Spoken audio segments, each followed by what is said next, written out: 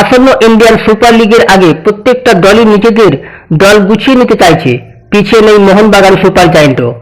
গত মরশুমে লিগ ফিল্ডের খেতাব জয় করলেও অল্পের জন্য হাতছাড়া হয় আইএসএল ট্রফি। সেই কারণেই আসন্ন মরশুমে দলের শক্তি আরো বাড়তে চাইছে সবুজ মেরুন ব্রিগেড। তাই তারা স্প্যানিশ ডিফেন্ডার আলবার্তো রদ্রিগেজকে ইতিমধ্যেই তুলে নিয়েছে। আর সবুজ মেরুন ব্রিগেডে যোগ দিতে না দিতেই কার্যত হুঙ্কার দিয়ে বসলেন Alberto Rodriguez. Mohun Bagan super giant মিডিয়াকে দেওয়া একটি সাক্ষাৎকারে আলবার্তো বলেন, গত কয়েক বছর ধরে আমি ইন্ডিয়ান সুপার লিগ নিয়মিত দেখছি। কিভাবে দাপুটে পারফরম্যান্সের দৌলতে মোহনবাগান আইএসএল ফিল্ড জয় করেছে সেটাও দেখেছি, কিন্তু একমাত্র দলের সমর্থকদের দিকে তাকিয়ে আমি এই ক্লাবে যোগ দিয়েছি। ওই সাক্ষাৎকারে রদ্রিগেজ আরো বলেন, আমি যখন একটা দর্শক ভর্তি কোনো স্টেডিয়ামে খেলতে নামি তখন নিজের সেরাটা দেওয়ার চেষ্টা করি। আর এই দিক থেকে ভারতে মোহনবাগানের সমকক্ষ আর কোনো ক্লাব নেই। দলের প্রতি সমর্থন ও আবেগের দিক থেকে মোহনবাগান সমর্থকেরাই ভারত সেরা।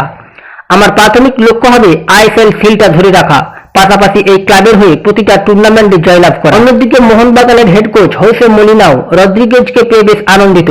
তিনি মনে করেন এই স্প্যানিশ ডিফেন্ডারের অভিজ্ঞতা দলের কাছে সম্পদ হতে পারে। বাগান কোচ বলেন, আলবার্তো একজন ডিফেন্ডার, ওর শক্তি ও আক্রমণাত্মক মনোভাব দলের রক্ষণভাগকে আরো মজবুত করবে।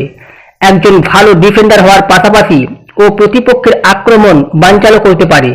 রদ্রিগেজ যে মোহনবাগানের হয়ে খেলছে এতে আমি ভীষণ খুশি।